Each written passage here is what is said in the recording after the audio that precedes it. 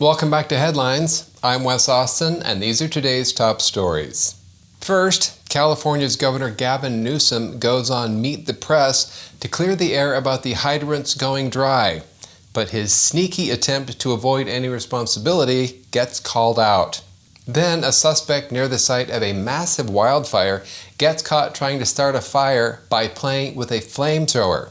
Now, do you think he was in the country legally? Stay tuned and you'll find out. Next, Newsom finds a creative way to use disaster relief to funnel people to his campaign super PAC. And finally, Congresswoman Maxine Waters weighs in on the wildfires.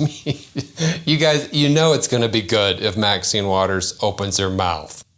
Anyway, for her, it seems to be the fault of the rich people. All right, let's dive in. On Meet the Press, California Governor Gavin Newsom tried to play reservoir dodgeball. Newsom tried to dodge any responsibility for California's reservoirs not being full by getting a little sneaky with some very specific wording. In this clip, notice how Newsom quickly clarified that it was a state reservoir. I don't know what he's referring to when he talks about the Delta smelt in reservoirs. The reservoirs are completely full of the state reservoirs here in Southern California. That mis and disinformation, I don't think advantages or aids any of us. We do know, though, from reporting here locally that one reservoir that serves the Palisades was not full. And that's exactly what triggered my desire to get the investigation to understand what was happening with that local reservoir. That was not a state system reservoir. Like I said, the reservoirs were full. Which ones were those? The ones that didn't matter. Newsom's excuse is the adult version of a kid saying, "I didn't hit my brother, my hand did." California's going through a wildfire catastrophe, and Newsom's out there playing more word games than a Scrabble champion with the persecution complex. On Thursday, an undocumented migrant was chased and detained by residents of Woodland Hills after they saw him torching old Christmas trees and debris with what one person called a flamethrower shortly after the massive wildfire started.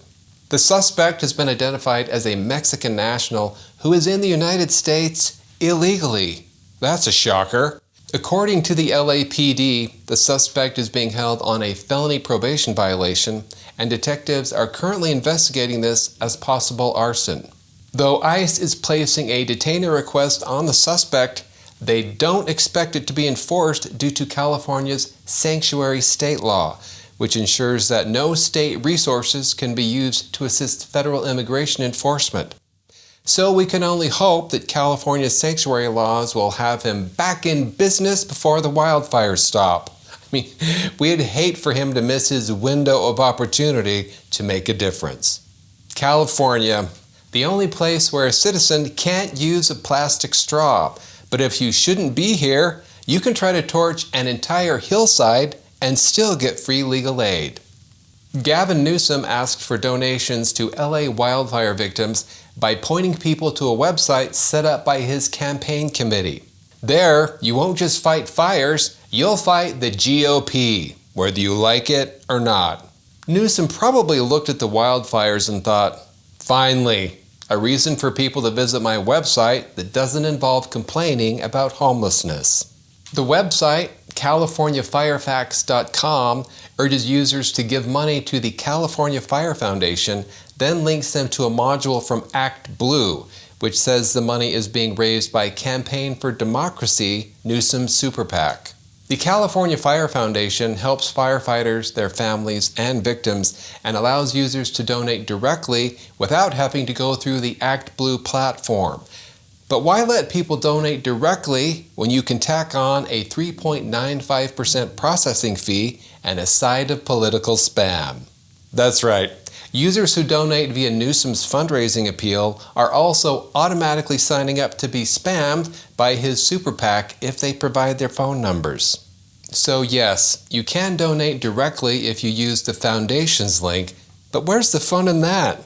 Gavin Newsom can't win Iowa with that plan.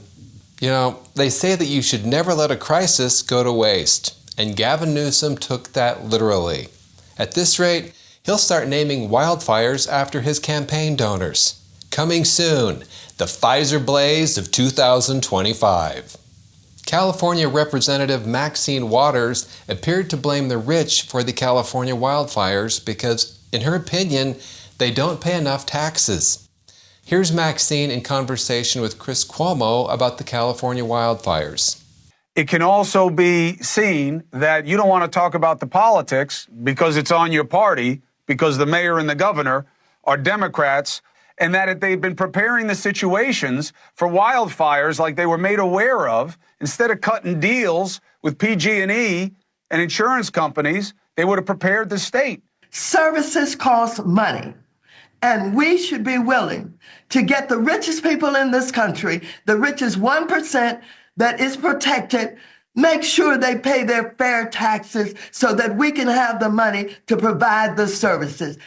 Is she saying that the wealthy people in the Pacific Palisades didn't pay enough in taxes to provide the services they needed? I'm pretty sure between the federal government and then the state of California, those folks are the most highly taxed people in the known universe. With the amount of money they pay in taxes, the fire hydrants should be spewing out Fiji water. Maxine Waters is like the kid who's been given the wrong answers all through school and still thinks she's about to pass with flying colors. You know, if you just talk loud enough, Maxine, people will think you're smart. California is on fire, and Maxine Waters' solution is to hand Gavin Newsom more of your money. That's like trying to put out a fire with a pile of kerosene-soaked dollar bills. And surprisingly, I think California actually already tried that back in 2021. Thanks for watching Headlines. I'm Wes Austin. Good night.